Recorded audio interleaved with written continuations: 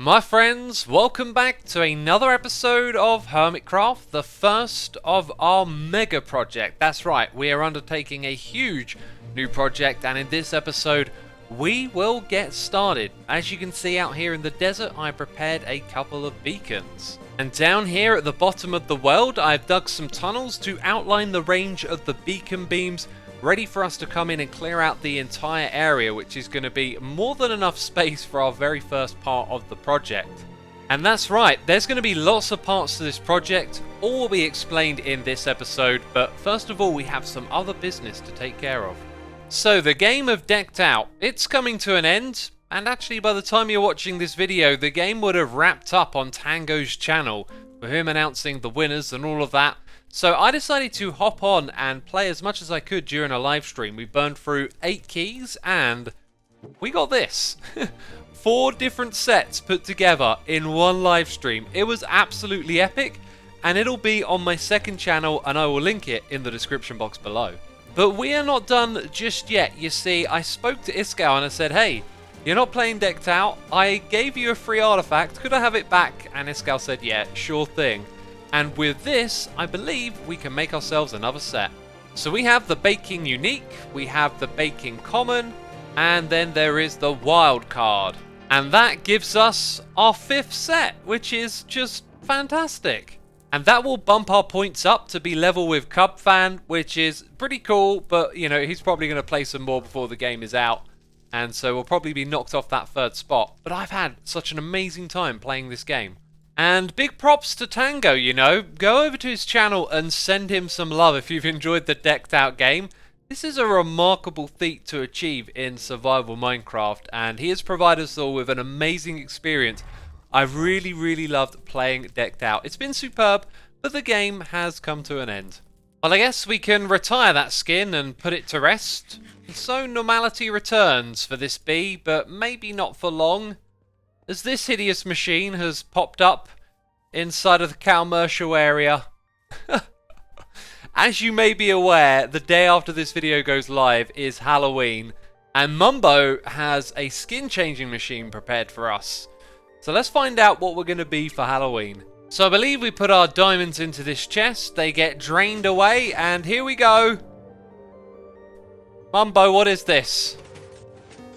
Uh-oh. Oh, we're being killed with fireworks! Noticeably, rather slowly. Okay? Slow and painful death. Well, let's see what's going on here. Oh, goodness me. Is that blood?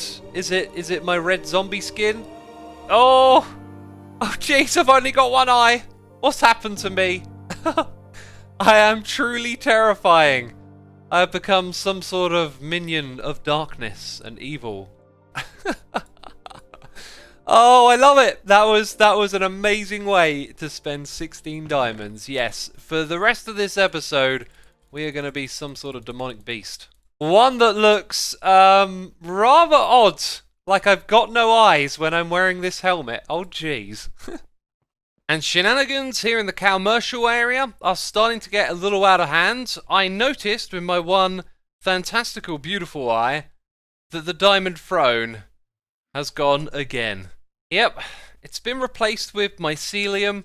Scar implemented a buyback scheme to buy up all of the mycelium from the shopping area, and it looks like it's been abused by, well, the resistance have been farming up the mycelium. And so I guess they've legitimately brought every single diamond.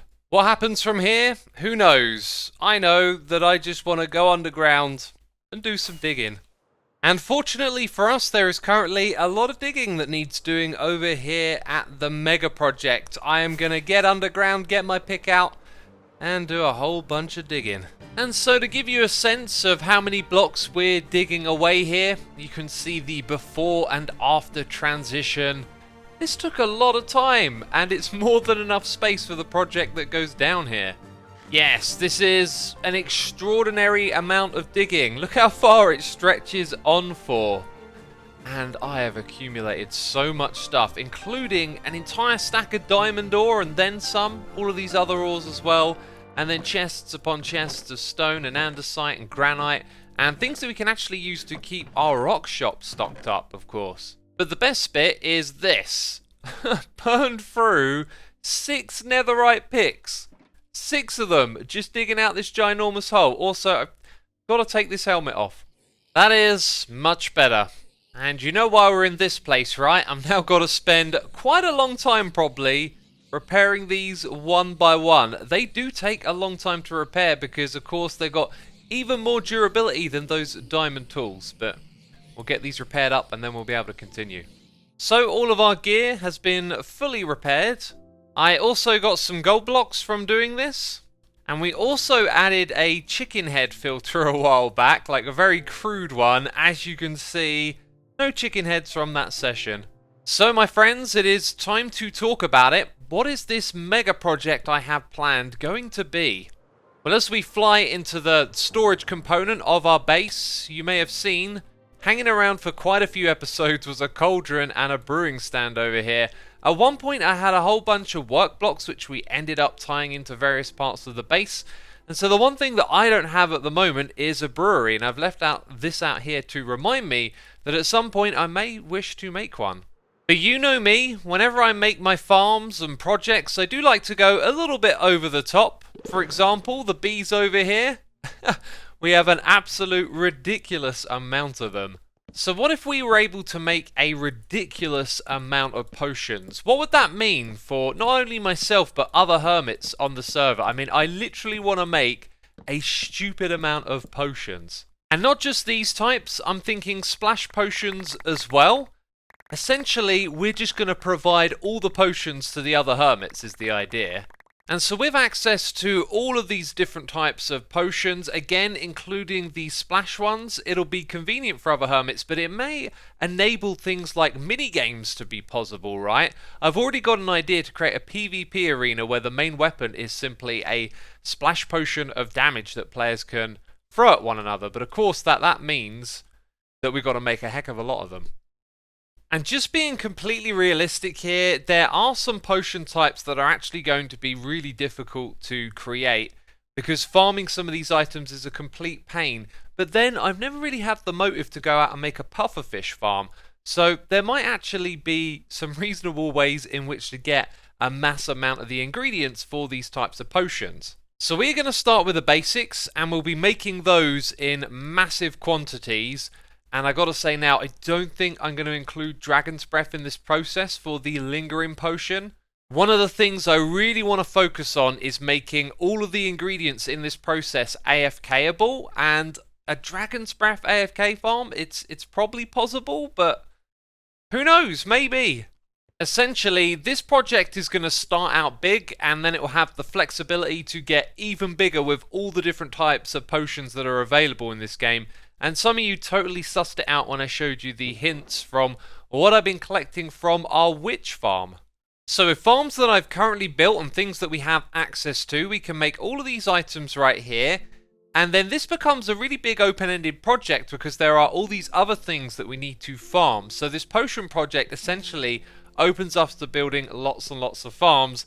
And then this is probably the last type of thing that I will attempt to do. But the most important one right now is the nether wart. I mean, you can't really do anything in brewing without getting your hands on some nether warts. And so my friends, that is the aim of the project today, to build a massive nether wart farm, one that can really provide us with an insane amount of these things. This is literally all that I've got so far, and unfortunately I don't have any secretly stashed away over here. So 80 warts is all I've got to get started here. And when I was thinking about this project, I was thinking we've got to build it in a place where I can be AFK so that the potions can constantly brew, because we need so many of them. Well, I wanted to combine that with another farm so that we could get things for the brewery, and I considered building it all the way over at the witch farm. But then I realised warts. We want to get a lot of warts, and maybe what I should do is make an AFK nether wart farm, and I've never actually made one of this design before. So the place that we're going to build it is all the way down the bottom here, which is why I've started off by clearing out such a massive space. And we would need one for a farm like the one behind me that I'm currently in the process of designing, and after an hour of recording and explaining, I've kind of realised hang on a minute, there might be a far better way than what I had here set up. I thought this was really smart. We had broken down this into 8 sections of 8, which lined up with the water streams. They were going to push the player along, who would be planting down all of the nether wart. It would get harvested, sent over here to the end, and then I started to realize that things were getting a little bit complex. We were going to have an item elevator to bring the nether warts up, send them down to a collection area, but also then they would have to get dispensed back to the player, who would need 64 put into their hand to plant the next row of these. And so here in my other test world, I had designed a little circuit to do that. When this thing gets activated, we've got a T flip-flop which creates a clock for a certain amount of time, and unfortunately I could never get this to work to dispense exactly 64 nether warts. Yeah, look at that. It would either be 62 or it would be 66. So then I was thinking, okay, this thing is developing some flaws, it's starting to get a little bit complex. Maybe there's a better way to pick up and distribute the nether warts. So I started to think about actually leaving them where the ice blocks are so they would be constantly replenished. Then we would need something else to pick it up, and that's when I started to think about minecarts. And the reason that I first didn't go for this is because I seem to remember there being a flaw with planting the nether warts and probably harvesting them as well. Okay, so if I jump out, you can see that gaps get missed. But obviously we could slow down the minecart speed by having regular rails in between. Anyway, it was at this point that I remembered that fellow hermit Impulse SV, this season of Hermitcraft, had also made a netherwart farm, so I went and checked out his episode, and my goodness me, I think this is the farm that we want to build. I really wanted to design my own, but man, Impulse's is just absolutely killer. And yes, this is actually from last season, Season 6 of Hermitcraft, and as you can see, this thing's really quite compact and smart, but best of all, it takes advantage of something that I always tend to forget about, and that is the fortune enchantment. As you can see, I've got an axe here, and Impulse designed his farm so that you aim your cursor upwards like this, and then you're only going to punch out fully grown nether warts. If I go and put one in like this, and then we aim upwards and click, well, because I'm in creative mode, I just destroyed his farm. But you get the point. It means that when we come through here, we're going to skip over the ones that aren't fully grown and only harvest the ones that are, meaning that we can build a smaller farm that I go around again and again and again. However, I think I'm going to build it bigger than this. And I'm also going to add an additional collection system. There is one for minecarts to go under the soul sand. You could also put them down at this level as well, because some of the nether warts may be able to land on the rail here. So we could potentially improve Impulse's farm a tiny bit. But let's face it, it is absolutely excellent. And can we take a moment to appreciate the glory of the Season 6 Nether Hub? Every time I come here on the world backup, I'm just reminded this was probably one of the best projects we ever did together as a group. It was absolutely amazing. It never fails to make me laugh how many times I do this, but I have just spent like an hour refining this design, doubling the side of it, making sure that everything is perfect, changing out the blocks, getting it all ready to be built on Hermitcraft. And then I realised that I got so caught up in fixing everything, I forgot to add the improvement that I wanted to do. And I think I might just give up on it because it took me quite a long time to do this. But essentially some of the nether warts can land on these rails, and what we could have done is had an extra like set of rails down at this level to go back and forth and pick them up, and I've just completely forgotten about doing that. And you know what? I'm just going to let it go. I'm fine if a few nether warts land on the rails. Also, this thing has been designed to go round in a circle, so when I come out the end here and then I go in that direction, actually I think it's the other way around, but anyway, somewhere along here when we build it on Hermitcraft we'll add some sort of weighting contraption, so there will be like a drop, and then this rail here won't be powered, so then we can have like a hopper clock, and then after like 5 minutes have passed I can go around and do another lap. So we're going to be constructing that ginormous farm here on Hermitcraft later on in this episode. First of all, I'd just like to say a big thank you for all of the positive comments on the last video. A lot of you really liked the build that we created here with the tunnel. That's fantastic because I really enjoyed it as well. And of course, around the corner we have the lab, which we left unfinished in the last episode. And as you'll see, not too much here has changed. We put carpets down on the floor and I've added in a couple of mushroom cows over here, essentially being experimented on. Now, detail work for storylines and telling stories in Minecraft is not one of my strong points, so I've decided that this project is going to be something that I now work on during live streams, so I'll periodically update you with how it's going. But when it comes to live streams, I normally don't stream on the days that I upload an episode. I'm going to make a big change here, okay? We're going to try and experiment. I'm going to be streaming about an hour after my episode goes up. So on the screen, I'll put some time zone instructions or whatever. But basically, I'll upload an episode of Hermitcraft, and then an hour later, I'll be going live. So I upload my episodes on Mondays and Fridays, and therefore you can expect to find me about an hour later from when it's published, live on Twitch, and I usually stream for a couple of hours. So if you're watching this thing around the time that it got released on YouTube, I could just be live over there on Twitch. Now, before we get to building our nether wart farm, I do have a couple of errands that I need to take care of. One of them being in this particular area. And, oh, good. Oh, ow, my feet. Jeez. This stuff is everywhere. The mycelium. I hate it. It's disgusting. Anyway, if we're just careful as to where we step, there is this interesting looking building that has popped up for Halloween. It is Tango and Impulse's trick-or-treat house, and a costume is required, and I believe I am wearing said costume. And you know what this thing looks like? It looks like a cacodemon. Anyway, let's head on in and see what this is all about. So trick-or-treat, press the ceiling button inside. That looks like a burnt Zedaf face. Oh dear, poor Zedaf. So where is the button and the ceiling inside? So something good or something bad may be about to happen. This looks like something bad. Oh, very bad. There's also a book and a barrel and a lot going on. Oh, I have 2 minutes to live. So with the items on the left side, I have to make the item on the right side? No, wait, I got it the wrong way around. I've got to make this with that. How? Oh my goodness me. Okay, crafting bench, furnace, fuel, iron. Okay, here we go. I get it. It's a crafting riddle. There is now noises. I feel the pressure. Let's hold on to some of these logs. I mean, I make shears and then I shear the pumpkin, right? So let's get that ready. I think I added an unnecessary step here. I could have gone straight to the iron. Why do I feel like I'm missing something? Do I have to put it back in this barrel? Actually, instructions unclear. Put your new item in the central barrel. What's stopping me from putting the one I've already got in? Jack-o'-lantern. I gotta make... Oh, I needed... Okay, sticks. There's more to this. Yeah, I kind of missed, like, a crucial step, right? Oh, my goodness me, this is tense. Right, make the torches. Yep, make the jack-o'-lantern. Yep, go put it in over here.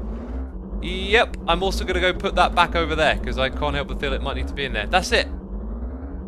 Exit. I get to exit now. Should I take these things with me? There are still noises. I might still die. No! I want to get out alive! I want to get out alive! And I did! That was amazing! Oh my goodness me. Oh my goodness me. I almost got tripped up by the torch, right? Do I get to keep this shulker box? I think I'm just going to return it to Tango and Impulse. That was a lot of fun. Oh, ow! My feet! Jeez! So getting back to business, I've been out there gathering all the materials that we need to put this farm together. This is, by the way, way more redstone than I actually need, but as you can see, it's quite the haul of items. But we have a little errand to run at the moment. Scar is after some beehives, which we can craft with wood. So, of course, I've got loads of jungle wood from chopping down trees here in the jungle, and we should have tons and tons of honeycombs. Excellent. And look at this, 3 stacks of beehives. Easy peasy for us. And I still have a massive stash of jungle wood. Oh yeah, and there's all of this as well, so no shortages there. And since this is Scar's latest project, I'm going to assume it's for this massive warehouse that he is constructing on top of the custom island that we either spotted, was it last episode or earlier in this one? Oh, I like the way he's mixed jungle wood in over here. That really does work. Anyway, I'm going to leave him a chest, and we're going to drop off the beehives. I thought I'd come over here to the shop and just check up on diamonds and see how our stock were. When did this happen? Beeralis Hive. Like, someone's renamed them. I think these ones were supposed to have bees in them as well. Oh, no, that's what these ones are. Okay, I could certainly sell those a lot cheaper now, couldn't I? Well, the rock shop is doing good. I'm picking up some diamonds here, and luckily we can restock because of all that digging that we did earlier in the episode. Anyway, I figured I'd go around and check all of my shops for diamonds. Oh, and we got some diamonds over here for blackstone. When I do that, yep, look at that. I added something so that it would start restocking itself. So after a bit of time, this thing is going to be full again. Oh, and I also added the same thing for crying obsidian, apparently. Excellent. Automatic restocking. And there's more diamonds, and that's the last of them. So from my personal shops, almost 2 stacks today. And look at this. Me and Corrales have made over a stack of diamonds each. That is just wonderful. Oh, and as I head back to the base, yeah, I'm reminded that Etho decorated this area, connected to our hub, which looks fantastic. Love the floor with the respawn anchors. Just noticed there's also this back here. This is a gorgeous little storage room. I very much like it. Oh, and you can drop down here. Yeah, that's really cool. Awesome. I love that. Now I think about it, flying into my own tower has been a bit of a pain. You sort of go in and then up, and it's hard to time your rockets correctly. But what you can do here is just hang out at the ceiling and then drop down nice and easy. I'm probably going to use Etho's more than my own now. Well, earlier in the episode, we got like over a stack of diamond ore, and look at all of this. We are rolling in it. Anyway, now we're going to go and grab all of these resources and start construction of the nether wart farm. Well, I have some unfortunate news that some of you can probably guess, because right now I am a Steve, and that means that I don't have internet access and I can't get my skin.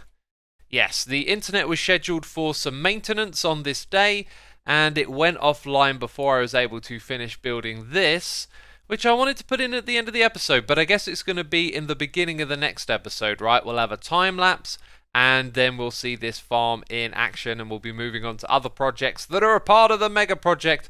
But right now, it's just going to make sense to actually record the outro and then render this video, and then when the internet's back, I'll upload it to YouTube. But yes, that's the end of the video. So if you enjoyed it, be sure to leave a like, and if you're watching this, remember you can go over to Twitch, and I might just be live if you catch it not too long after it goes out on YouTube. So head over to Twitch, hit the follow button, and thank you for watching this episode. Bye-bye.